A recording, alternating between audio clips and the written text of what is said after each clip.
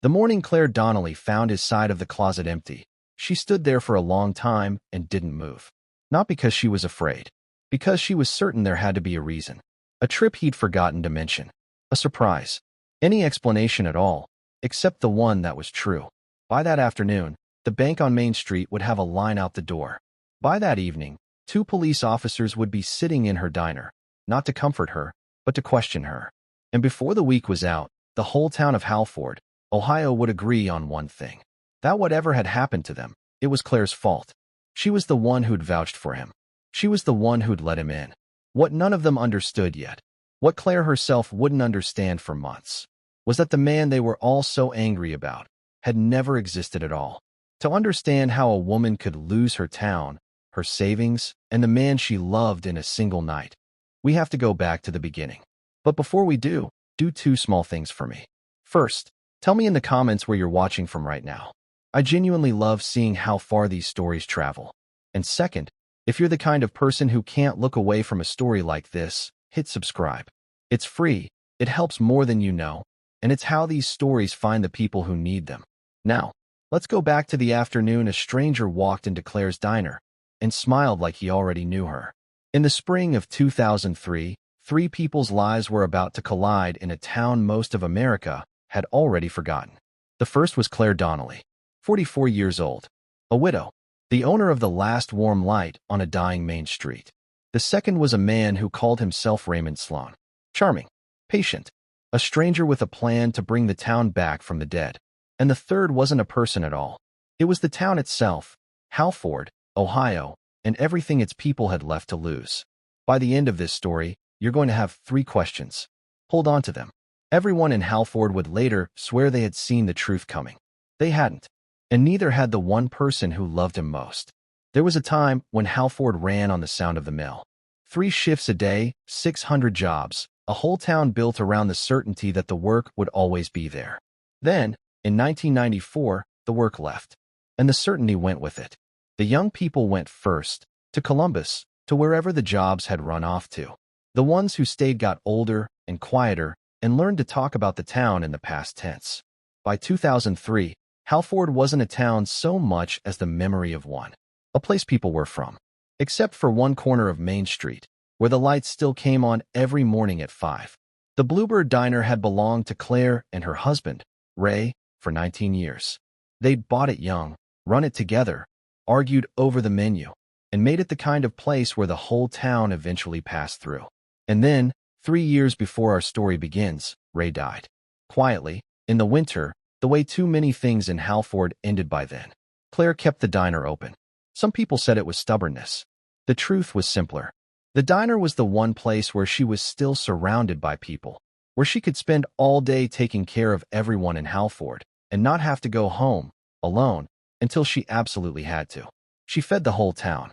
And every night, she locked up and drove home to a house with no one in it. She had, somewhere along the way, stopped believing that anything new was ever going to happen to her again. And that, though no one could have known it, is exactly the kind of person he was looking for. He came in on a Tuesday afternoon, in the slow hour between lunch and dinner, ordered coffee and a slice of pie, said please and thank you, and called her by the name on her apron, Claire, like it was the most natural thing in the world. He said his name was Raymond Sloan. And maybe that should have been the first strange thing, that a stranger named Raymond walked into the diner Claire had built with a husband named Ray. But she didn't think of it that way. Not then. Then, it only felt like something easing back into place. He came back the next day, and the day after that. He always sat at the counter. He always remembered what they talked about. And slowly, over refills of coffee, he told her why he'd come. He was a developer, he said. He'd grown up in a town just like Halford, a town the work had left. He'd spent his life making money, and now he wanted to spend it on something that mattered. He wanted to reopen the mill, not as it was, as a distribution center, a shipping hub for the whole region. Hundreds of jobs. A reason for the young people to come home. A town, he told her, is only ever as alive as the people who refuse to leave it. And when he said it, he was looking right at her. Claire Donnelly had spent 3 years certain that nothing new would ever happen to her again. And here, at her own counter, was a kind, magnetic man telling her that the town she'd refused to abandon was worth saving. and that he'd seen her refuse to abandon it. It happened quickly after that, the way these things do when someone has been lonely for a long time. The coffees became dinners. The dinners became evenings. And the town, watching its Claire come back to life, decided it liked this Raymond Sloane very much. There was only one thing. Whenever the conversation turned to him, his family, his past, the towns he'd come from, he had a gift for turning it gently back to her. And whenever someone raised a camera, he was always, somehow, looking the other way. "The cameras never liked me," he'd say, and everyone would laugh. Claire thought it was charming. A private man, finally letting someone in. She didn't ask why a man with nothing to hide would be so careful never to be photographed. She didn't ask a lot of things that spring. She was happy, and happiness, it turns out, asks very few questions. By the end of that summer, she would be engaged to him. By the fall, he would be gone, and so would everything else. But to understand how it happened, you have to understand what he did next, and the one person in Halford who never believed him for a second. Here is the thing about a town that has stopped hoping. It doesn't take much to make it hope again. It just takes someone it already trusts to go first. And in Halford, the person everyone trusted was Claire. So when Raymond Sloane stood up in the town hall that summer and laid out his plan, the mill, the jobs, the future, the town didn't really look at him. They looked at Claire, sitting in the front row. And Claire was glowing. The plan, he explained, was simple. He had the vision and most of the capital. But for a revival to truly belong to a town, the town had to own a piece of it. So he was offering what he called founding shares, a chance for the people of Halford to invest in their own comeback, to put their money where their hope was, and to get it back many times over when the mill reopened. And they did. The man who owned the hardware store put in his savings. The high school football coach put in his retirement. A widow named Eleanor put in the pension her husband had left her because Claire told her it was safe, and Eleanor trusted Claire the way the whole town trusted Claire. Claire put in her own money, too. Everything she and Ray had saved over 19 years behind that counter. She didn't think of it as a risk. She thought of it as faith. In him. In the town. In the idea that she had finally been given a second chance, and that the right thing to do with a second chance is to share it. She wasn't just an investor. Without ever once being asked to be, Claire Donnelly had become the most effective salesman the man would ever have. The whole town said yes because she had. And he knew it. That was the entire point of her. But Raymond Sloane understood something most con men never bother to learn. People don't fall for promises. They fall for proof. So before he ever asked the town for $1, he gave them something first.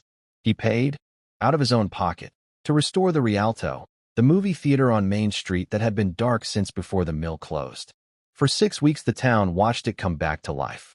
New seats, fresh paint, and then, on a Friday night in August, the marquee lit up for the first time in 11 years. The whole town came out to see it.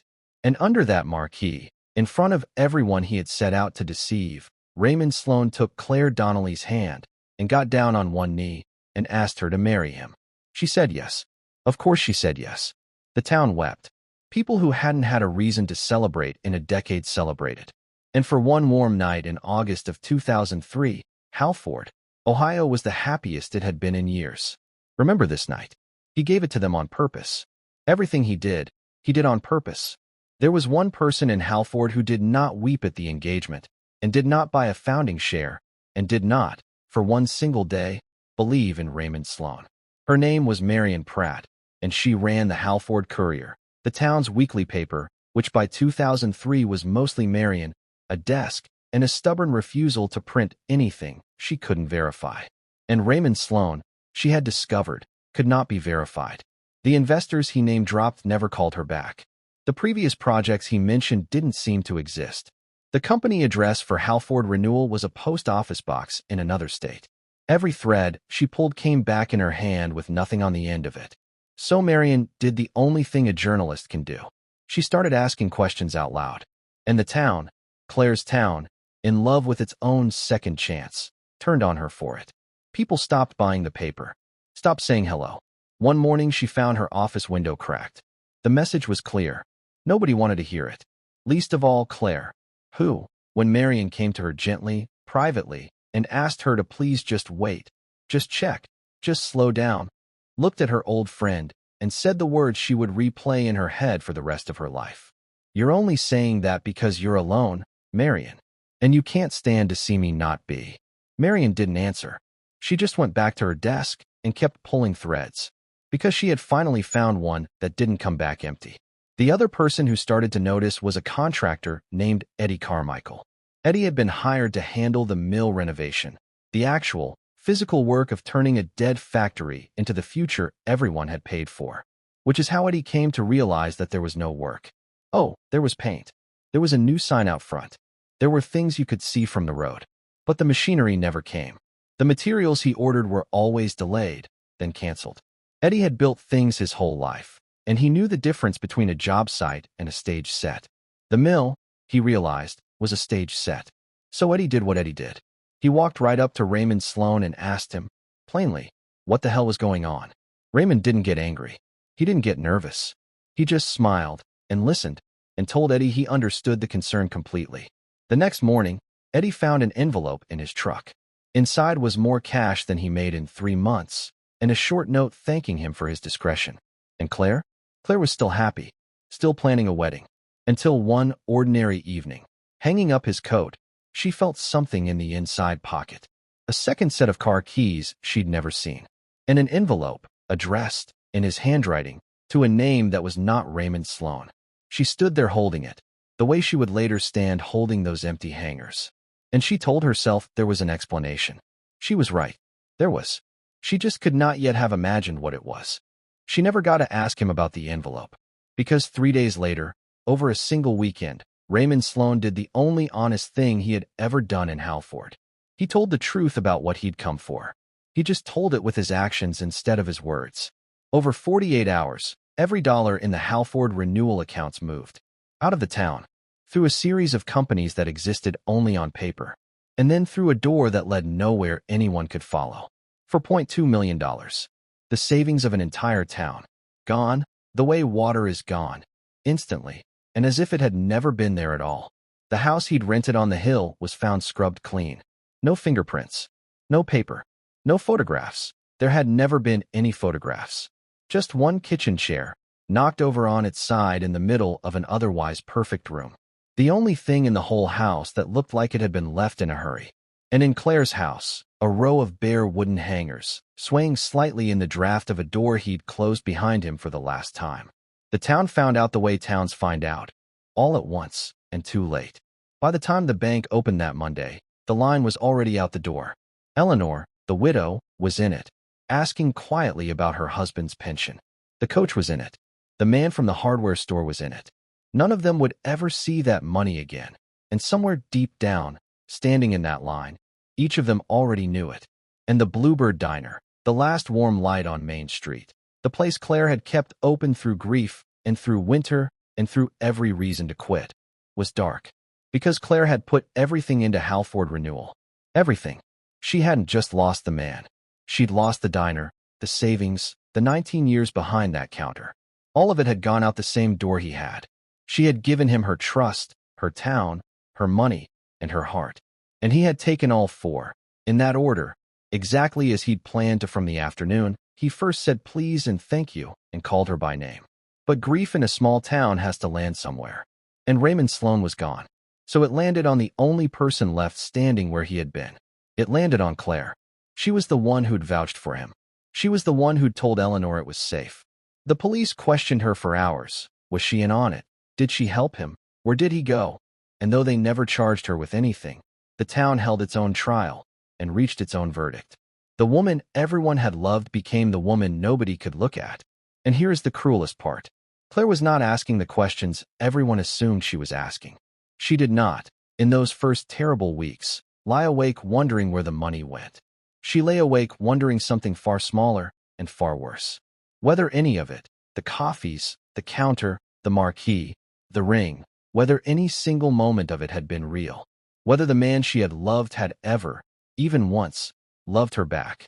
Or whether she had only ever been the lock he needed to open the town. She needed to know who he was. Not for the police.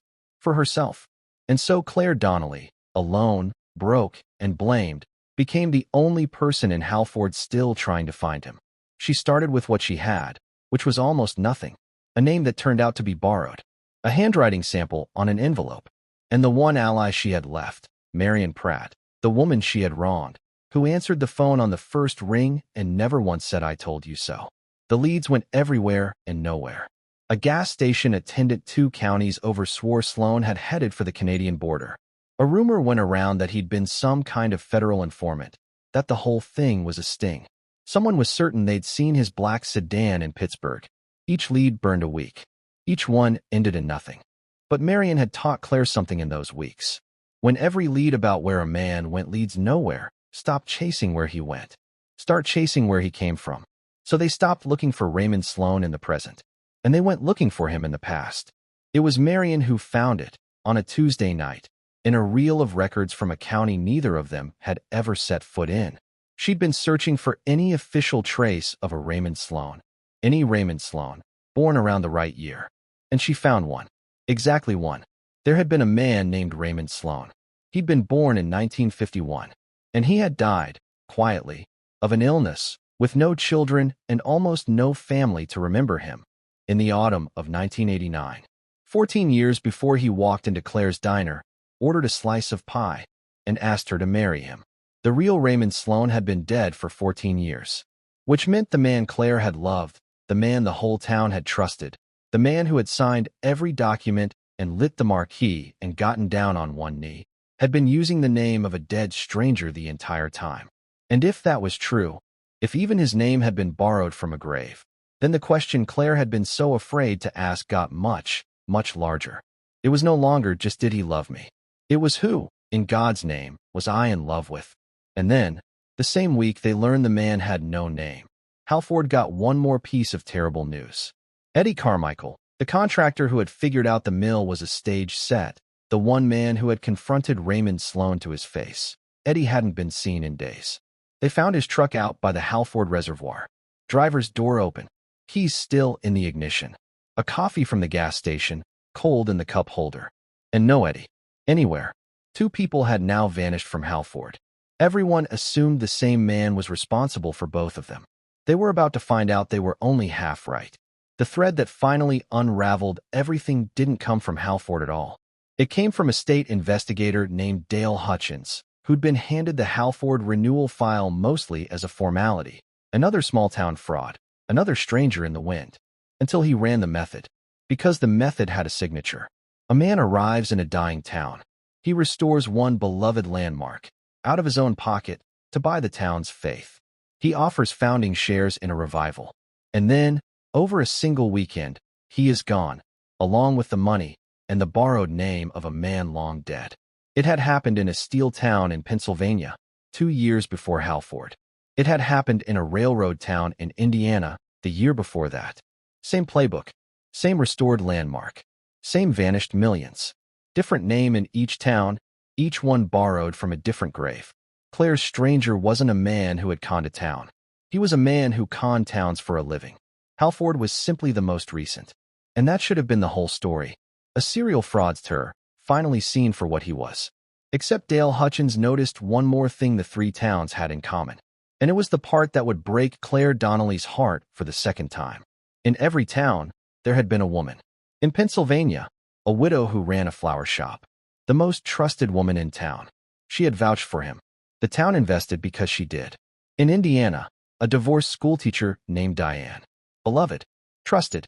She had vouched for him. The town invested because she did. And in Halford, Ohio, a widow who ran a diner. The warmest light on Main Street. She had vouched for him. The town invested because she did. Claire had spent weeks lying awake, terrified by one question. Whether she had been special, or whether she had been used. And now she had her answer, and it was worse than either. She had not been special, and she had not exactly been used. She had been selected. She was not a woman he had happened to fall for on his way to robbing a town. She was the tool he used to rob it. The lonely, trusted woman at the center of a dying town wasn't a happy accident of the con. She was the con. In every town, he found her first. Claire wasn't the first. She was the method. And the envelope Claire had found that night, addressed to a name that wasn't Raymond Sloan. It was the name he'd used in Indiana. The name Diane had known him by. Claire had been holding the proof in her own hands, weeks before the end, and had set it back down.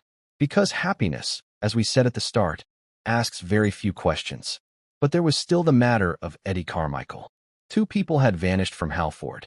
The town had buried Eddie in its mind already, certain that the man who confronted the con had paid for it with his life. They were wrong. For months after he disappeared, Eddie Carmichael turned up alive. He hadn't been killed. He hadn't been threatened. He'd been paid.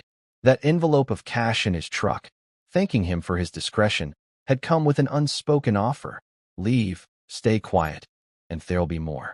And Eddie, who had figured out the whole thing weeks before anyone else, who could have warned the town, who could have warned Claire, Eddie took the money and ran. He left his truck at the reservoir on purpose, keys in the ignition, so that people would fear the worst and stop looking for him.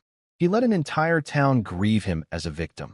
While he sat in a motel 3 states over with a duffel bag of money he could never quite bring himself to spend.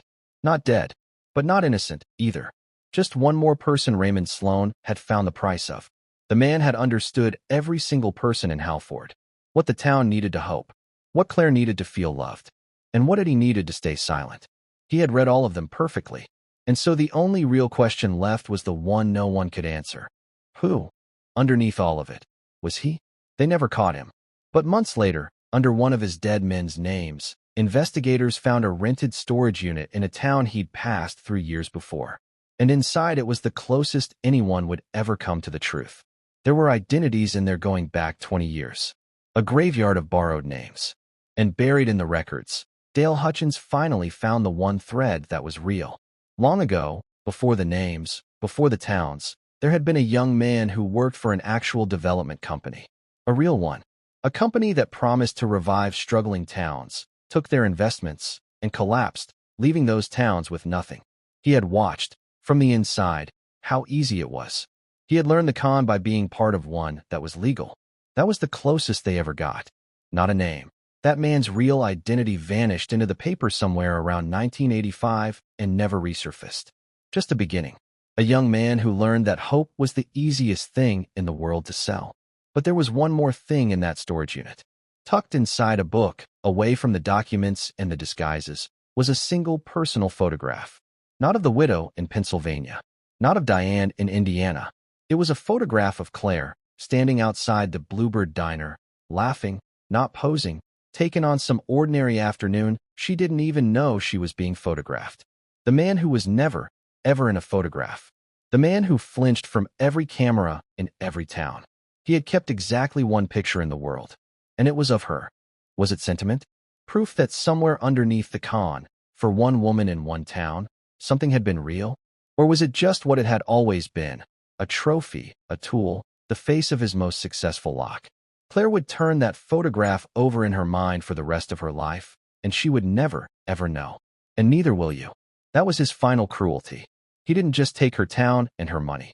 He took even her ability to be sure she'd been loved. There is one last image. A gas station, in a state far from Ohio, captured weeks after Halford on a security camera he didn't know was there. The camera that had finally, after all those years, liked him. And in the booth behind the register, he is not alone. He's sitting across from a woman. 40s. Tired. The kind of warmth in her face that comes from taking care of everyone but herself. He's leaning in. He's listening to her like she's the only person in the world. Somewhere, in some town we'll never know the name of, it was already beginning again. As for Claire, she lost almost everything. But not quite everything. A year after the worst morning of her life, she scraped together what she could, and she reopened the Bluebird Diner. Alone. The town, slowly, ashamed of how it had treated her, came back. Eleanor came back. Even Marion came back, every morning, for coffee and the kind of forgiveness that doesn't need to be spoken. And to this day, they say, whenever a stranger comes into the Bluebird Diner, a kind one, a charming one, the kind who orders pie and remembers your name and looks at you like he already knows you. Claire Donnelly goes very still for just a moment, and she studies his face, and she asks herself the only question her whole life ever taught her to ask. Some stories don't end. They just move on to the next town, the next diner, the next person tired enough to believe them. And they leave behind people like Claire, who survived, who rebuilt, and who will never again be entirely sure of a kind face across a counter. Some stories never leave. So let me ask you, If a kind stranger walked into your life at the loneliest moment of it and said every single thing you'd been waiting years to hear, are you sure you'd have seen it coming? Be honest. Tell me down in the comments. I read them. And if this one got under your skin, wait until you hear the next one. Because in another town, there was a woman who did catch him, who saw the red flags, and decided to play him right back. That story is waiting for you, right here. If you want it the moment it drops, subscribe. It's free, and it's how these stories find the people who need them. This was Mnemora. Some stories never leave.